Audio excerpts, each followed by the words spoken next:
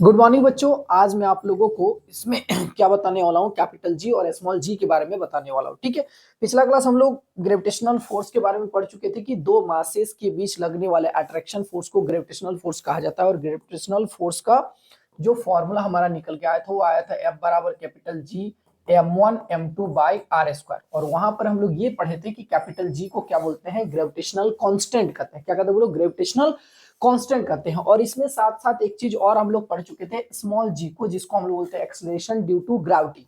ठीक है, acceleration due to gravity यानी कि अर्थ किसी ऑब्जेक्ट को अपने सेंटर की ओर कितना स्ट्रेंथ से खींचता है, यानी कितना फोर्स से खींचता है, पर कितना एक्सेलरेशन से खींचता है, उसी को हम लोग क्या कहते हैं, एक्सेलरेशन ड्यू टू ग्रेविटी कहा जाता है। स्मॉल जी से डिनोट करते थे। ठीक है, तो आज हम लोग कैपिटल जी और स्मॉल जी के बारे में बढ़िया से समझेंगे। ठीक है, तो ध्यान से समझो, ये रहा कैपिटल जी।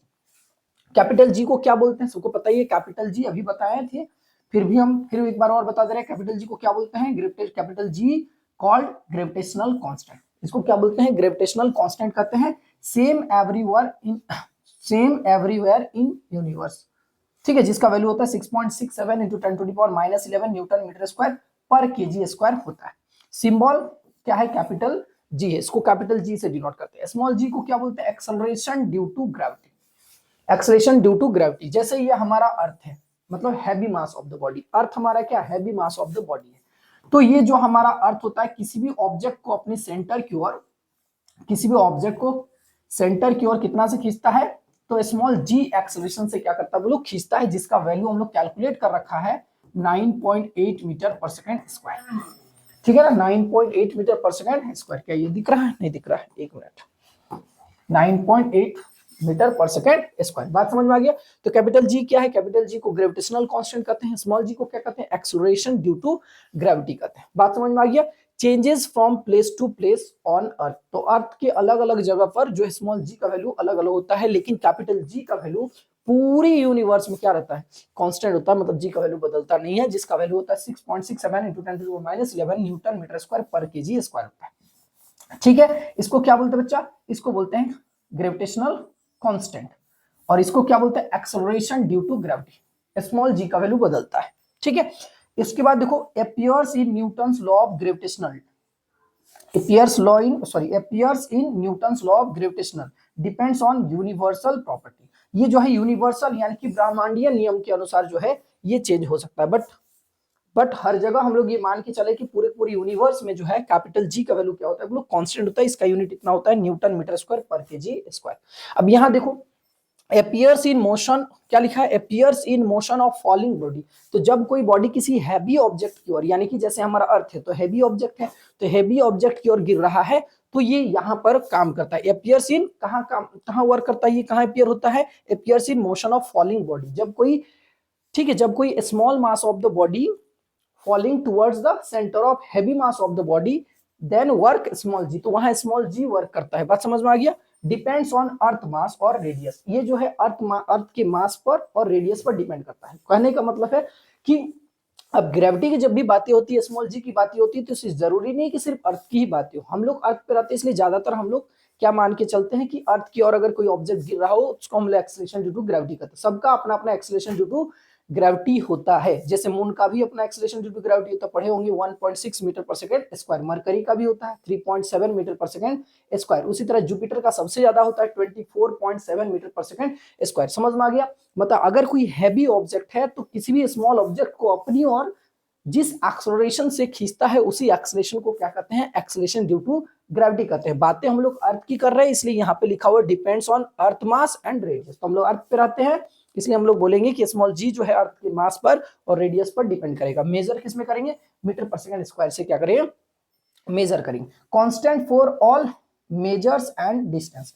तो sorry, constant for all masses and distance. तो ऑल मासेस और डिस्टेंस कांस्टेंट होता है। मासेस और यहाँ डिस्टेंस क्या होता है, इसमें कांस्टेंट होता है। अच्छा, very with height and depth and latitude, मतलब क्या है कि अर्थ के सरफेस से धीरे धीरे ऊपर जाएंगे तो जी का वैल्यू डिक्रीज होता है, नीचे भी जाएंगे तब भी जी का वैल्यू क्या होता है, डिक्रीज होता है। अर्थ के सेंटर पर जाएंगे तो जीरो हो जाता है। ये सब कैलकुलेशन हम लोग आगे करेंगे। मतलब ये हाइट पर और डेप्थ पर क्या करता है, डिपेंड करता है। कौन, स्मॉल जी। स्मॉल जी का डायरेक्शन होता है always toward the centre of earth, जबकि कैपिटल जी का कोई डायरेक्शन नहीं होता। तो it has no direction it has direction toward the centre of earth. तो स्मॉल जी का डायरेक्शन होता है किधर, toward the centre of earth. I think समझ में आ गया। मैं फटाफट 3 पॉइंट फिर से समझा दे रहा हूँ। कैपिटल जी को क्या बोलते हैं, ग्रेविटेशनल कांस्टेंट बोलते हैं, इसको बोलते हैं एक्सेलरेशन ड्यू टू ग्रेविटी बोलते हैं। ये appears in Newton's law of gravitational, तो ये न्यूटन्स लॉ ऑफ ग्रेविटेशनल पर ये अपीयर्स होता है। और ये small G appears in motion of falling body, जब कोई बॉडी फॉल होता है तो वहां स्मॉल जी वर्क करता है, यानी स्मॉल जी अपीयर्स होता है। डिपेंड्स होता है स्मॉल जी कहाँ, अर्थ और अर्थ का मास और रेडियस ऑफ अर्थ पर, ठीक है। और ये डिपेंड्स होता है यूनिवर्सल प्रॉपर्टीज, तो यूनिवर्सल प्रॉपर्टीज पर ये जो है प्रॉपर्टी पर क्या है, ये डिपेंड करता है। ये constant for mass and distance, तो कांस्टेंट होता है इसमें मास और डिस्टेंस, जबकि यहाँ अर्थ के मास और रेडियस पर क्या करता है, डिपेंड करता है। यहाँ पर जो स्मॉल जी है वो हाइट और डेप्थ पर भी डिपेंड करता है। इसका डायरेक्शन होता है always toward the centre of earth, जबकि इसका कोई डायरेक्शन नहीं होता है, कांस्टेंट वैल्यू होता है पूरे होल ओवर द पूरा होल यूनिवर्स के लिए। क्लियर हो गया। चलो अब हम लोग यहाँ बात करेंगे relation between small G and capital G. देखो अब क्या है, कैपिटल जी को बोलते हैं ग्रेविटेशनल कांस्टेंट और स्मॉल जी को क्या बोलते हैं, एक्सेलरेशन ड्यू टू ग्रेविटी। अब इन दोनों के बीच में हमको रिलेशन लेना है, तो रिलेशन लेते हैं कि मान लो ये हमारा अर्थ है, इस अर्थ का मास है एम, जिसका सेंटर ओ है बच्चा, और ये वाला रेडियस है आर, ठीक है। तो एम क्या है, M is the mass of earth, mass of earth, और आर क्या है, R is the radius of earth, radius of क्या है, अर्थ। अब ध्यान समझो, मान लो कि इस हमारे अर्थ के ऊपर एक छोटू सा मास रखा है जिसका मास स्मॉल एम है। स्मॉल आर्म क्या है, small mass of the body है। ये हमारा small mass of the body. तो ये जो small mass of the body है, ये जो हमारा अर्थ है, इसको क्या करेगा, अपने सेंटर की ओर अट्रैक्ट करेगा, जिसे हम फॉलिंग फोर्स कहेंगे। क्या कहेंगे, बोले फॉलिंग फोर्स। तो ये जो फॉलिंग फोर्स है यानी कि खिंचावल, वो कितना होता है, कितना फोर्स से अर्थ किसी भी ऑब्जेक्ट को अपने सेंटर की ओर खींचता है, तो फोर्स का फॉर्मूला पढ़े F इक्वल टू एम है। तो लिखेंगे falling force, falling force acts on the body due to earth, due to earth. तो अर्थ के कारण इस स्मॉल मास पर कौन सा फोर्स लगेगा, फॉलिंग फोर्स। फोर्स का formula F equal to M है। कितना एक्सेलरेशन से ये खींचता है, तो जी एक्सेलरेशन से अपने सेंटर की ओर, ठीक है, फॉल होता है। तो यहाँ लिखेंगे F बराबर क्या लिखोगे, यहाँ mg, ये हो गया इक्वेशन नंबर फर्स्ट। लेकिन ये फॉलिंग फोर्स किसकी वजह से आया, तो ये फॉलिंग फोर्स आया ग्रेविटेशनल फोर्स की वजह से। हम लोग पढ़े हैं कि अगर दो मास m1 और m2 एक दूसरे से कितना डिस्टेंस पर है, r डिस्टेंस पर है, तो दोनों ही एक दूसरे को अपनी ओर क्या कर रहा होगा, F फोर्स से अट्रैक्ट कर रहा होगा। और इसी अट्रैक्शन फोर्स की वजह से ये जो small mass of the body है वो फॉल कर रहा है किधर, towards the centre of earth, towards the centre of अर्थ, ठीक है। इसी को वेट ऑफ द बॉडी भी कहा जाता है। mg को क्या बोलते हैं, वेट ऑफ द बॉडी भी कहते हैं, ठीक है। अब बात को समझो, आगे आगे कहानी। अब इन दोनों के बीच में एक और फोर्स लग रहा हो जिसको हम लोग बोलते हैं ग्रेविटेशनल फोर्स। तो अर्थ भी इसको खींच रहा होगा और इसको भी ये खींच रहा होगा, मतलब इन दोनों के बीच क्या लगेगा, ग्रेविटेशनल फोर्स। तो हम लिखेंगे gravitational force, gravitational force between, है ना, gravitational force between the masses.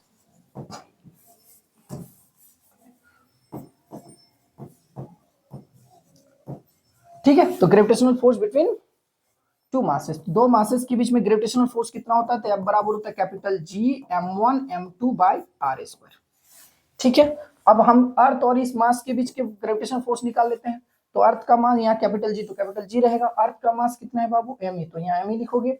और छोटू सा मास कितना है, स्मॉल m, तो स्मॉल m लिखोगे। इन दोनों के बीच का डिस्टेंस कितना, r, तो यहाँ r का क्या लिखोगे, होल स्क्वायर लिखोगे। ये हो गया इक्वेशन नंबर 2। अब गौर समझने वाली बात है कि ये जो ग्रेविटेशनल फोर्स की वजह से ही ये जो स्मॉल मास है वो अर्थ के सेंटर की ओर क्या हो रहा है, अट्रैक्ट हो रहा है, जिसको हम लोग वेट ऑफ द बॉडी कहा जाता है या फिर फॉलिंग फोर्स कहते हैं। क्या कहते हैं वो लोग, फॉलिंग फोर्स। तो इसका मतलब है कि ये दोनों ही फोर्स आपस में क्या रहेगा, इक्वल होगा।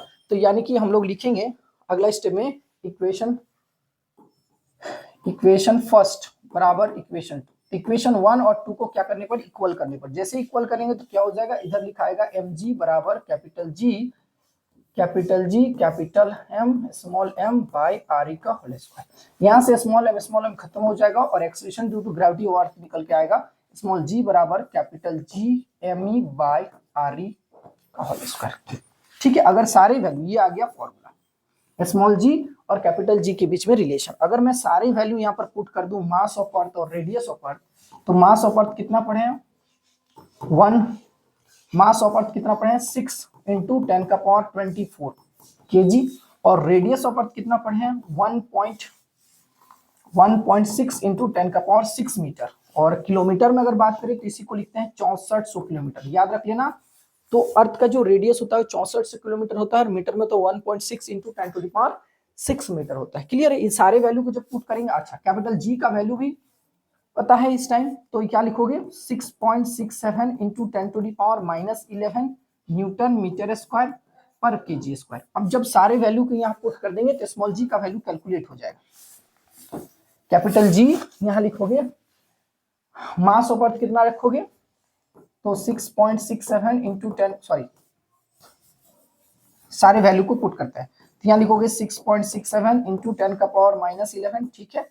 एमई की value mass of earth 6 into 10⁻24 by, और यहाँ आरी की जगह 1.6 इंटू 10 का पावर कितना 6, इसका होल स्क्वायर। सारे वैल्यू को कैलकुलेशन करने के बाद इसका जो वैल्यू निकल के आता होता है 9.8 metre per second square, which is called acceleration due to gravity of earth.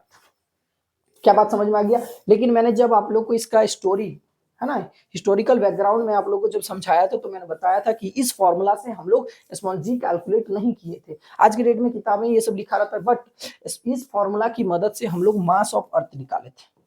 क्या निकाले थे बोलो, मास ऑफ अर्थ। क्योंकि जब हेनरी कैवेंडिश ने जब कैपिटल जी के बारे में बताया दुनिया को, तो उसके बाद उन्होंने सिर्फ एक ही बात कहा था। क्या कहा था कि मैंने अर्थ का मास कैलकुलेट कर लिया। क्या कैलकुलेट कर लिया, अर्थ का मास। क्योंकि स्मॉल जी का वैल्यू जो है सिंपल पेंडुलम से निकाला गया था, बोला है ना। कैपिटल जी का वैल्यू एक्सपेरिमेंट करके निकाल लिया था ट्रांसवर्स पेंडुलम की मदद से। अब देखो ये पता हो गया, ये पता हो गया, और 1730 में सर्वे के द्वारा आरी भी पता चल गया था। तब जो है इस फॉर्मूला की मदद से हम लोग क्या निकाले थे, मास ऑफ अर्थ। क्या निकाले थे बोलो, मास ऑफ अर्थ। ठीक है, यहां से हम लोग स्मॉल जी अब कैलकुलेट कर लेते हैं, बट इन शुरुआत में क्या हुआ था, इस फॉर्मूला की मदद से अर्थ का मास निकाला गया था इस तरह करके। ठीक है, तो क्या हो जाएगा अर्थ का मास में, ठीक है, तो हो जाएगा जी आर ई का स्क्वायर और बाय कैपिटल जी। तो इस फॉर्मूला की मदद से क्या कैलकुलेट किए थे हम लोग, अर्थ का मास। आई थिंक यहां से आपको समझ में आ गया होगा स्मॉल जी और कैपिटल जी के बीच में रिलेशन। तो एग्जाम में आता है 2 नंबर में, तो आप उसके लिए तैयार कर सकते हैं। मिलते हैं next class. Thank you very much.